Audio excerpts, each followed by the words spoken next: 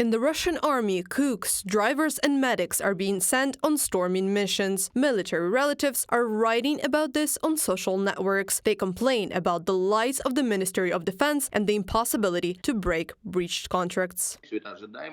All this was expected, and it would be strange to expect that the Ministry of Defense of the Russian Federation would keep its word, considering that since the beginning of the full-scale invasion of Ukraine there's been a complete deception of everything, including all kinds of mobilizations. There are not enough people, Russia suffers heavy losses, and in general it is clear here why people of different specialities are lured by deceit and retrained to become cannon fodder.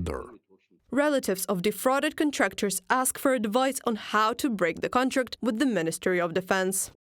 My father went to the contract purposefully as a medic. On a military ticket he is recorded at the position of a paramedic. His entire life he worked in medicine. He is 60 years old and was accepted without medical commission. Now he is in Donetsk region and is assigned to the assault unit. Can you tell me what to do? From the message in the Telegram channel we can explain.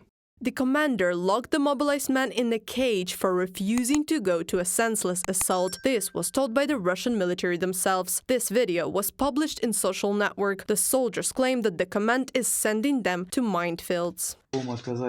We refuse to fulfill the task because we don't want to die. They sent us right to the front line, brought us here and closed in a cage. It is cold and dripping. They did it not through the commandment's office, but just decided on their own. Contractors here are afraid to go to the task, since they send the mobilized to death and don't care about them.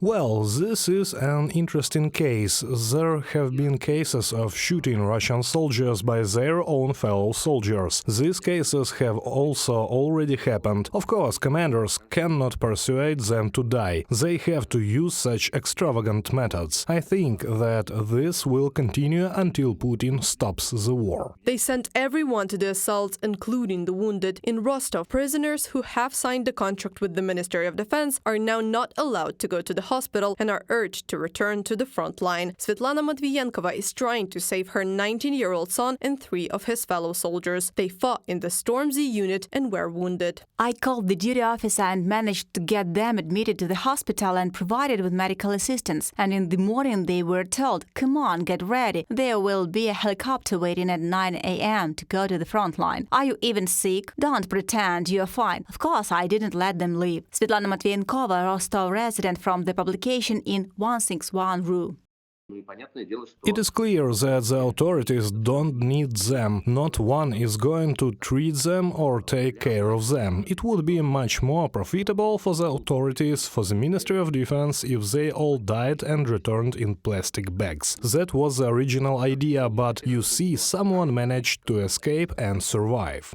Journalists from Important Stories and Conflict Intelligence team analyzed data from open sources and concluded that every 5th mobilized Russian soldier who died lived in a war for less than 2 months. Reported by Anastasia Tarnavska, Yulia Bil, UATV News.